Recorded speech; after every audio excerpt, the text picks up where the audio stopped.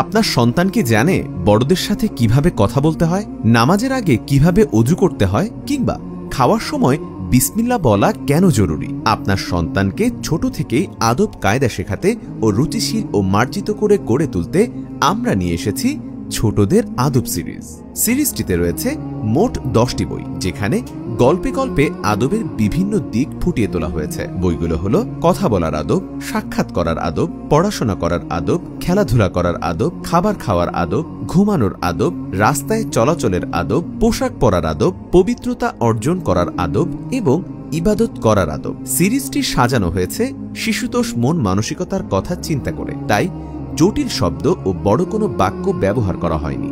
সহজ এবং সাবলীল ভাষা ব্যবহার করা হয়েছে। এর প্রতি পৃষ্ঠায় রয়েছে মন কাড়ার রঙিন ছবি ও দৃশ্য। আপনার সন্তানের আদব যেন সুন্দর হয়, সেই উদ্দেশ্যেই সাজানো হয়েছে সিরিজটি। তাই আপনার আদরের সন্তানকে আদব কায়দা শেখাতে, রুচিশীল ও মার্জিত করে গড়ে তুলতে এখনই অর্ডার করুন ছোটদের আদব সিরিজ। অর্ডার করতে নিচের অর্ডার নাও বাটনে ক্লিক করুন।